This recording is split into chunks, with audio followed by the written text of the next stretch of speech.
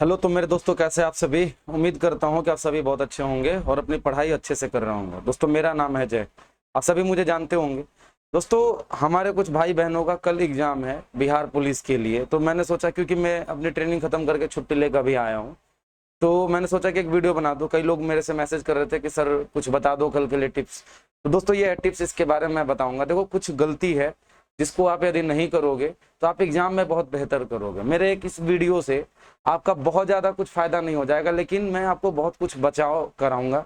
कल आपका टेस्ट है 7 का, उसके बाद आप देखोगे 11, 18, 21, 25 और 28, इस तरीके से आपका एग्जाम लिया जाएगा। आप सभी जानते हैं कि दोस्तों बहाली बहुत बड़ी है, 21,391 पद है, बहुत ज़्यादा होता है मतलब। और उसमें से आप देखोगे दोस्तों कि एक बार पेपर लीक भी हो चुका है, तो इस बार ये नहीं डरना है पेपर लीक हो जाएगा नहीं हो जाएगा। देखो दोस्तों, होना न होना, लीक होना न होना, वो आपके हाथ में नहीं है, ठीक है। रहता है उसके लिए आंदोलन करना, वो अपने हाथ में तो अलग बात है, लेकिन आपके हाथ में ये नहीं है कि आप एग्जाम में पेपर लीक होने से रोक दो, ये आप तो कर नहीं सकते। लेकिन आपके हाथ में क्या, आप पढ़ाई कर सकते हो, और फिजूल की बातों में मत रहो दूसरे के, आराम से पढ़ाई करो, ठीक है। तो दोस्तों आइए, जो कल देने वाले उनके लिए भी कुछ फायदा होगा जरूर, और जो बाद में देने वाले उनके लिए तो बहुत फायदा होगा। तो दोस्तों, जो पहली बार आए हो प्लीज चैनल को सब्सक्राइब कर देना, वीडियो को जरूर लाइक कर देना। देखो दोस्तों, यहाँ पे इतने पाली में एग्जाम लिया जाना था। अब देखो, आपके मन में आ रहा होगा कि अब क्या करें, मतलब खास करके वैसे लड़के जिनका कल एग्जाम है, वो तो जरूर ये सोच रहे होंगे कि हमारा क्या होगा, मतलब हम क्या करें। चिंता मत करो दोस्तों, आप में से मैं भी हूँ। मेरा भी ऐसा लगता है कई बार कि एग्जाम से पहले कि क्या करूंगा यार, कैसे मेरा एग्जाम निकलेगा, इस तरीके का ख्याल आना लाजमी है। सबके साथ होता है, ऐसा नहीं कि आप इकलौते हो, आपको भी लगे, क्योंकि आपने पढ़ाई किया है इसलिए आपको टेंशन है। ऐसे लड़के जो बिल्कुल भी पढ़ाई नहीं करते हैं, उनको बिल्कुल भी टेंशन नहीं होता है, ये जान जाइएगा, ठीक है। और कई लोग आपको गुमराह भी करते होंगे बीच में कि पेपर तो लीक हो जाएगा, ये हो जाता है, वो हो जाता है, पढ़ के क्या फायदा, ये सब चक्कर में अब रह गए होंगे, तब तो रिजल्ट होना भी नहीं है आपका। लेकिन पहले ये चीजें आप यदि नहीं रहते इस मामले में, ये सब नहीं सुनते शुरू से ही, तो शायद आपका कल एग्जाम बहुत अच्छा जाए। तो आइए दोस्तों, देखते हैं आगे आपको क्या करना है। देखो, मैं कुछ चीज बताऊंगा जो आपको अभी से नहीं करना है, कुछ चीज बताऊंगा पहले जो आपको कल करना है। तो कल के लड़कों के लिए मैं फिर से बोल रहा हूं, जो पहली बार आए प्लीज चैनल को सब्सक्राइब कर दीजिएगा और वीडियो को जरूर लाइक कर दीजिएगा। देखो दोस्तों, सबसे पहले आगे आपको क्या करना, सबसे पहले तो आपको भटकने से बचना है। ये भटकने से बचने पर मैं आऊंगा, पर दोस्तों सबसे पहले आपको ये, मैं हम लोग बाद में डिस्कस करेंगे इसको, हम लोग सबसे पहले ये देखते हैं। देखो, सबसे पहले दोस्तों, कल जो जिनका एग्जाम है उनके लिए सबसे पहले देखो दोस्त, आप जानते हो कि 100 सवाल आता है आपके एग्जाम में। आपको देखना है कि आपके एग्जाम का क्या पैटर्न है। अब तो जान के कोई फायदा है नहीं, वैसे 100 सवाल आता है, जिसमें से लगभग 10 सवाल आपका हिंदी का रहता है, और लगभग 10 आपका 10 मैथ रहता है, 10 हिंदी रहता है, और लगभग 10 इंग्लिश, और बाकी का जो रहता है वो सब का सब जी के होता है। थोड़ा मोड़ा रेशियो का इधर उधर हो जाता है अनुपात में सवाल का, लेकिन यही रहता है। मैं लास्ट में ये भी बताऊंगा कि आप कितना मार्क्स लेके आओगे तो आपका सिलेक्शन होने का पूरा पूरा चांस है, ये याद रखिएगा। कल दोस्तों एग्जाम में जाने से पहले सबसे पहले आपको अपने आप पे रखना है भरोसा। सबसे जरूरी चीज यही है। आपको लगेगा कि आपको कुछ याद नहीं है, आप सोचोगे तो आपको लगेगा आपका नहीं होगा एग्जाम में, ऐसे ऐसे मन में ख्याल आएंगे, मुझे भी आता है। तब तक ऐसा लगेगा दोस्तों, यकीन करो, जब तक आपके हाथ में OMR नहीं आ जाएगा। तो दोस्तों OMR आ जाएगा ना, उसके बाद आपका थोड़ा सा डर कम होगा, और उस समय यदि आपका डर कम नहीं हुआ तो आप करोगे OMR भरने में गलती। और यदि आपने गलती कर दी, आप यकीन करिए कि आप एग्जाम में तो ऐसे ही फेल हो जाओगे, ठीक है। इसलिए OMR को आप सावधानी से भर लेना, टाइम ले लेना, समय बहुत पर्याप्त मिलता है। आपका समय लेने वाला सवाल सिर्फ और सिर्फ मैथमेटिक्स है। मैथ 10 सवाल आता है, वो भी बढ़िया सवाल आता है, खराब नहीं आता है। पिछली बार का पेपर जो लीक हो गया वो बहुत स्टैंडर्ड पेपर बना हुआ था, एक आपका बिहार एसआई के लेवल का पेपर बना हुआ था, या उससे भी बढ़िया कह सकते हैं, बहुत बढ़िया पेपर बना हुआ था। बिहार एसआई के पेपर से भी मुझे पर्सनली उससे भी बढ़िया पेपर लगा था, ये ध्यान रखिएगा आप। तो OMR आपको सावधानी से भरना है, उससे डरना नहीं है। एक बार आपके हाथ में क्वेश्चन पेपर आ गया, उसके बाद यदि आप पढ़े हुए हैं तो आपको सुकून मिल जाएगा। यदि नहीं पढ़े हुए हैं तो आप चक्कर में लगोगे कि बगल वाले को डिस्टर्ब करूं, उससे पूछूं करके। लेकिन यदि आपने पढ़ाई किया होगा आपको सुकून मिल जाएगा, और यकीन करिए आप यदि पढ़े होंगे तो आपका रिजल्ट भी होगा, ये बात याद रखिएगा। तो सबसे पहले भरोसा, और OMR को भरने में दोस्तों सावधानी जरूर बरतना, मैं आप लोगों को बता दे रहा हूँ, ठीक है। परीक्षा कभी भी देना दोस्तों, उसको 3 स्टेप में देना है। सबसे पहला, आपको जो सवाल आपको पता है कि ये मैं जो लगा रहा हूं ये 100% सही ही होगा, ऐसे सवाल को आपको अटेम्प्ट लेना है। मैं मानता हूं कि कई बार ऐसा होता है, आप बनाओगे 100 में 100 बनने वाले यदि 50 होंगे, आप यदि 50 बना दोगे तो ये गारंटी नहीं कि 50 सही होगा, लेकिन 48 47 तो सही होगा, 45 तो सही होगा। मैं वही कह रहा हूं कि आपको सबसे मैं ऐसे ही करता हूं, ठीक है। और सारे एग्जाम में रिजल्ट भी होता है, दरोगा, बीपीएससी, और अभी तो मेरा जॉब भी हो गया, तो ये सब कहने का मतलब है। तो इसलिए आपको सबसे आसान पहले बनाना है, फिर ऐसे सवाल पे जाना है जो आपको लगता है कि दो तो 50-50 लगता है आपको कि हो जाएगा, ये होगा, वो होगा, मतलब दो ऑप्शन आप छांट दो कि ये तो नहीं होगा, ये तो नहीं, मतलब जिसमें आपको लगता है कि 50-50% चांस है, दो ऑप्शन में आप कंफ्यूज रहोगे, वो दूसरे समय पे करना।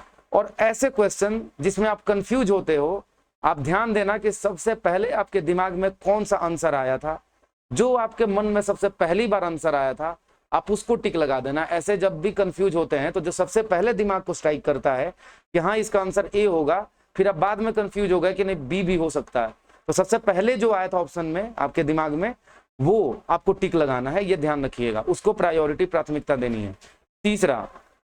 तीसरा जो स्टेप है, उसमें ऐसे सवाल आते हैं जो आपको बिल्कुल भी नहीं आते, जो आपने कभी पढ़ा ही नहीं है, जो ऐसे सवाल होते हैं जो ना तो किसी के सेट में है, ना ही किसी क्वेश्चन में, और ना ही किसी किताब में, या आपने पढ़ा नहीं है, ये भी है। तो ऐसे सवाल जो आपने पढ़ा ही नहीं है, वहां तो लगाना पड़ेगा तुक्का। तो दोस्त देखो यहाँ पर आप तीसरा जो ये वाला जो सेक्शन है, मैं यहाँ कह रहा हूँ आपको वहां पर क्या करना है, मैं अपना जो बता रहा हूँ, जितना सवाल बच जाएगा, ऐसा सवाल जिसका आपको कोई आइडिया नहीं है, जिसका आंसर आपको बिल्कुल पता नहीं है, वहां पर आप सब में सी लगा के आ जाना, ठीक है। आप सब में सी रंग देना, ये नहीं कि सब में सी क्यों रंग दूं, मैं बेवकूफ हूं क्या, ये आपकी मर्जी है। ये मेरा दोस्तों अपनाया हुआ तरीका, और मैं हर एग्जाम में अपनाता हूं, चाहे वो बीपीएससी हो, चाहे आप बी ही रंग देना, आप ए ही रंग देना, लेकिन सब में सेम रंगना, मैं बता रहा हूं, ठीक है। मान लो कि आपको 20 सवाल नहीं बनता है, इसके पीछे लॉजिक है, देखो 20 सवाल नहीं बनता है, ठीक है, और 20 सवाल में से यदि आप सब में सी ऑप्शन लेते हो, तो क्योंकि एक सवाल के 4 ऑप्शन है, मतलब एक आप जब टिक लगाते हो तो कितना है, 1/4 सही होने का चांस है, यानी 25% चांस है सही होने का, ठीक है, 4 में से चुनोगे। लेकिन ये 4 ऑप्शन को हटा दिया जाए और 20 सवाल को एक साथ में आप पे दी, उसका 25% भी निकाल लो, तो आपका लगभग दोस्तों 5 सवाल सही होता है। जबकि आप 20 सवाल को अपने मन से टिक लगाओगे तो हो सकता है वो 5 भी सही नहीं हो। इसलिए मैं कह रहा हूं, देखो दोस्तों, सवाल ये है कि एक यहां मैंने लिखा, पूछना भी है, ये सब करने से पहले एक बार जहां पे भी कंफ्यूज हो, और दूसरा जो आपको बिल्कुल नहीं आता, इन दो कैटेगरी के क्वेश्चन में आपके जो अगल बगल का लड़का होगा उससे विश्वास बनाइएगा। इंसान को पता चल जाता है कौन विश्वास करने लायक है, कौन नहीं। बाकी आप उससे चाहे तो आप उससे हेल्प ले सकते हो, ऐसा होता है, बहुत जगह पूछते हैं लड़के, हर जगह पूछते हैं, आप नहीं पूछोगे, आप यकीन करना आप फेल हो जाओगे, आपको कोई नहीं बताएगा ये चीज। परीक्षा में फेल कोई जरूर नहीं हो जाओगे, मतलब आप आधा एक नंबर से यदि आप रह रहे हो आप फेल हो जाओगे, तो बगल में कोई बताने वाला है और बता सकता है, यदि पॉसिबल है तो आप प्लीज उससे पूछ लीजिएगा। 2-4 सवाल का यदि हेल्प मिल जाता है, बदले में आप भी हेल्प कर दीजिएगा, ठीक है। वो कोई नहीं पूछने आता आप कैसे पास हुए, क्या नहीं किया, हल्का फुल्का हेल्प चलता है, सब लोग करता है, आप ही नहीं, हर कोई करता है, क्योंकि मेरिट बनाना भैया नौकरी मिल रहा है, और नौकरी पाने के लिए जो मन सो करेंगे, हम थोड़ी ना पेपर वायरल कराए हैं। इन्विजिलेटर का काम है आपको पकड़ना वहां क्लासरूम में, वो यदि पकड़ा तो ठीक है, नहीं पकड़ा तो दिक्कत है, ठीक है, मतलब नहीं पकड़ा तो और अच्छी बात है, पकड़ लिया तो और अच्छी बात है, समझ गए। तो ऐसा होता नहीं, जनरली थोड़ा मोड़ा 1-2 सवाल पूछ लोगे क्लासरूम में तो कोई दिक्कत नहीं होना। मैं पेपर दोस्तों, मैं किसी तरीके से चोरी को समर्थन नहीं करता, पर मैं आपको तरीका बता रहा हूँ कि आप ये ऐसा कर सकते हैं, ठीक है। आप अगल बगल का लड़का है, उससे आप थोड़ा सा साथ बात करके उसको थोड़ा पोट लीजिए, उससे थोड़ा पूछ लीजिए कि 1-2 सवाल भी आ जाएगा ना, तो आप कहाँ 2 सवाल कम करते, आप 2 सवाल ज्यादा कर लोगे, ठीक है। उसके बाद जितना बचेगा सब में सी कलर कर देना, ये है कल की स्ट्रेटेजी, ये याद रखना। इसके बाद दोस्तों आते हैं ऐसे लड़के जिन लोगों का 11-18 इस तरीके से जिनका एग्जाम है, देखो जिन लोगों का ऐसे एग्जाम है, 7 तो कल हो जाएगा हमारे भाई लोगों का, लेकिन जो 11, 18, 21 और 25 और 28 को है, इन लोगों को दोस्तों क्या करना चाहिए, इन लोगों को भी मन में आ रहा होगा, तो भैया आप लोगों के लिए मैं आपको बता रहा हूं, सुनो कुछ चीज जो आप मत करो, यदि आप नहीं करोगे तो आप याद रखना कि आप अपने रिजल्ट के उतने ही करीब जाओगे, क्योंकि आज 7 तारीख है, जो 11 है 11 के बाद सीधा 18 है, ठीक है। मतलब 11 तारीख वालों के पास तो ज्यादा समय नहीं है, लेकिन आज दोस्तों 6 तारीख है, मैं जब वीडियो बना रहा हूँ, 7 तारीख कल है, फिर भी आपके पास 11 दिन अभी है। 11 दिन बहुत होता है दोस्त रिवीजन के लिए। यदि आपने इस 11 दिन बढ़िया से रिवीजन कर लिया ना, मैं आपको क्या बताऊं, मैं एग्जाम से पहले 11 दिन में ढंग से शायद ही पढ़ता हूँ। 11 दिन का रिवीजन करके मैं अभी जो जॉब कर रहा हूँ ना सियासत में, मेरा वहां पे जॉब हुआ, सिर्फ रिवीजन किया मैंने। मैं ये नहीं कह रहा हूँ 11 दिन में निकाल लिया, 11 दिन में मैंने रिवीजन किया, पीछे का पूरा रिवीजन कर गया। इसी तरीके से ये 11 दिन बहुत महत्व रखता है, ये याद रखना। सबसे पहले आप भटकने से बचिए। देखिए अभी आपको यूट्यूब पे उससे रिगार्डिंग, बिहार पुलिस के रिगार्डिंग बहुत तरह के वीडियो आते रहते होंगे, आपको डेली डिस्कशन का वीडियो आता रहता होगा, अलग अलग टेस्ट सीरीज का वीडियो आता रहता होगा, मतलब हर तरीके का वीडियो आपको भटकाने का अलग अलग तरीका दोस्तों आता रहता होगा, ठीक है। आपको उन सब पे बिल्कुल भी ध्यान नहीं देना। क्या करना है उसका ऑल्टरनेटिव बता रहा हूँ। आप जो भी ऑनलाइन वीडियो देखते रहते हो, ये डिस्कशन वो डिस्कशन, फलनवा सर का डिस्कशन है ना, तो वो सब आपको नहीं देखना है। क्यों नहीं देखना है? आपको अपना समय पूरा का पूरा सिर्फ और सिर्फ रिवीजन पे देना है। टेस्ट लगाना, ये सब करना, ये सब फालतू की बातें। ये एग्जाम के एकदम आखिरी समय में नहीं किया जाता है, यहाँ सिर्फ रिवीजन किया जाता है। आपके मन में ये भी आ रहा होगा कि अरे यार साइंस तो मैंने पढ़ा, इकोनॉमिक्स तो मैंने पढ़ा ही नहीं। अरे मेरे दोस्त, यदि नहीं पढ़ा है तो प्लीज मत पढ़ना। कुछ टॉपिक है आप कहोगे जो इकोनॉमिक्स का या हर सब्जेक्ट का कुछ टॉपिक है आप कहोगे यदि, तो मैं एक वीडियो बना करके और वो टॉपिक को डाल दूंगा, ठीक है। और उन टॉपिक को आप चाहो तो रिवीजन कर लेना, ठीक है। मैं उन टॉपिक को यहाँ पे डाल दूंगा और टेलीग्राम को जरूर ज्वाइन कर लेना दोस्तों। और इसलिए मैं कह रहा हूँ कि आप लोगों को जो छूटा है उसको पूरा करने के चक्कर में नहीं रहना, क्योंकि समय ज्यादा नहीं है, पहले करना था ये, आप लेट हो गए, ठीक है। इसको छोड़ भी दोगे ना तो भी आपका रिजल्ट होगा, ऐसा नहीं है कि नहीं होगा। तो ये मन में बिल्कुल भी नहीं रखना है कि हाँ इकोनॉमिक्स नहीं हुआ रे भैया, पॉलिटी नहीं हुआ रे भैया। बिल्कुल जो नहीं हुआ है टॉपिक आपका, आप कमेंट करके मुझे बताइए कि भैया इस सब्जेक्ट मैंने पूरा छुआ ही नहीं है।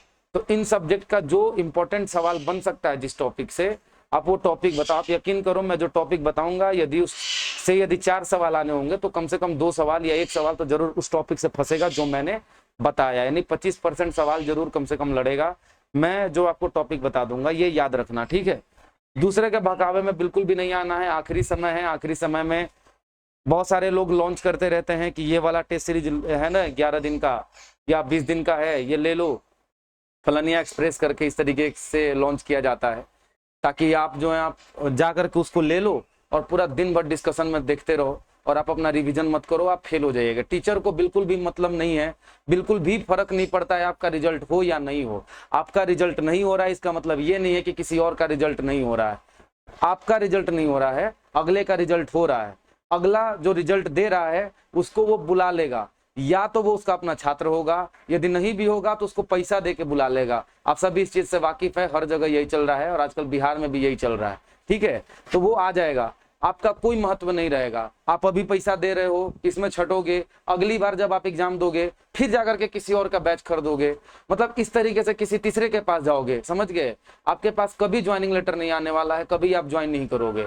आप क्या करोगे, तो ऐसे ऐसे टीचर का खर्चा चलाओगे, ठीक है। खर्चा मतलब क्या, वो जो टीचर जिसका रिजल्ट हो रहा है, जो रिजल्ट देने वाला जो मेधावी छात्र है, जो रिजल्ट दिया है, उसको जो पैसा देकर उसको खरीद के लेके आएगा ना, आप ही का दिया हुआ पैसा से वही पैसा का कुछ मात्रा सबसे निकाल करके उस छात्र को दे देगा। वो आकर के दिखाएगा कि हमको सर ने पढ़ाया, हमारा रिजल्ट हुआ, और रिजल्ट को आप देख करके आप उनके पास फिर से आकर्षित होगे, फिर से पैसा दोगे, किसी दूसरे टॉपर को लेकर के आएगा, बताएगा हमारे यहाँ का रिजल्ट हुआ, फिर से आपके जैसे और भी छात्र होंगे। तो 99.9% छात्र ऐसे ही होते हैं जो खर्चा चलाने के लिए जाते हैं। क्योंकि आप देख लो, मान के चलो कि जितना भी फॉर्म गिरता है, एक एग्जाम्पल ले लो, मान लो कि आप अपना ही ले लो एग्जाम्पल, लगभग 20 लाख के आसपास, 22 लाख के आसपास फॉर्म गिरा है आपका, और 21,391, उसका परसेंटेज निकाल लो, बहुत कम परसेंट निकलेगा। चलो 90%, 95% तो ऐसे ही लोग हैं जो दूसरे का खर्चा ही चला रहे हैं, वो किसी और चक्कर में नहीं है, वो इसके बहकावे में, कभी उसके बहकावे में, और किसी के लिए एकदम अंधभक्त हो जाते हैं। तो ये बेवकूफों की बात है, आप समझदार बनो। तो इतना चीज आपको नहीं करना भी फिलहाल, ये बात याद रखना। आपको करना क्या है तो सुन लो भैया, आप एक किताब उठाओ, सारा किताब नहीं, जो किताब आप सबसे ज्यादा पढ़े हो। कोई क्राउन पढ़ता है, कोई लूसेंट पढ़ता है, हिंदी मीडियम के लिए तो लूसेंट बेस्ट है। आप लूसेंट यदि पढ़े हो और जो जो टॉपिक जैसे जैसे पढ़े या किसी का नोट्स पढ़े हो, आप उसको अभी 11 दिन के अंदर टारगेट बनाओ कि मैं कल का कल पूरा बायो खत्म करूंगा, कल का कल मैं पूरा फिजिक्स या केमिस्ट्री खत्म करूंगा, पूरा मैं इकोनॉमिक्स या पूरा ज्योग्राफी या पॉलिटी खत्म करूंगा, पूरा हिस्ट्री खत्म करूंगा। इस तरीके से आप अपना डेली का टास्क बनाओ, एकदम शेड्यूल बना लो, और उस दिन वो कंप्लीट होना ही चाहिए। यदि नहीं होता है तो उसी के उसी दिन उसको छोड़ देना है, आगे कुछ नहीं करना है, ठीक है। मैं बिहार का एक पीडीएफ डाल दूंगा, आप ग्रुप ज्वाइन कर लेना, चाहे टेलीग्राम का लिंक डाल रहा हूँ, और एक मैं व्हाट्सएप का ग्रुप का भी लिंक डालूंगा, आप उसमें भी जुड़ जाना। मैं वहां पर बिहार का जो जीके है उसका पीडीएफ डाल दूंगा, बहुत पतला सा है, आप उसको पढ़ लीजिएगा, आपके एग्जाम में बहुत हेल्प हो जाएगा। तो दोस्तों ये हो गया। यदि आप पहली बार आए हो चैनल पे तो सब्सक्राइब कर लेना, वीडियो को जरूर लाइक कर लेना। याद रखना दोस्तों, मैं जो स्ट्रेटेजी बताता हूँ वो बहुत ही अच्छा होता है, ठीक है। और मैं बहुत कम समय में, मैं मेरे बारे में मैं आपको कभी वीडियो में बताऊंगा कि मैं बहुत बुरे समय से गुजरा हूँ। मतलब मार्क्स वार्क्स हर जगह मेरा खराब था, मैं पढ़ता नहीं था पहले, एकदम नहीं पढ़ता था, और जब से पढ़ना शुरू किया लगातार दरोगा, बीपीएससी, ये सब एग्जाम में रिजल्ट होता ही रहता है। अब फाइनल भी लेना है कहीं ना कहीं, लेकिन एक जगह मेरा ऑलरेडी हो चुका है सियासत में। तो उम्मीद करता हूँ दोस्तों आपका एग्जाम अच्छा जाएगा। Best of luck. याद रखना, भरोसा आपको है कि मैं बनूंगा बिहार पुलिस का जो कांस्टेबल है वो बनोगे, तो आप बिल्कुल बन रहे हो, ये इतना भरोसा आप रखना, बशर्ते पढ़ाई की हो, बिना पढ़ाई के लिए थोड़े बन जाइएगा, ठीक है। तो दोस्तों मैं चलता हूँ, तब तक जय हिंद, वंदे मातरम।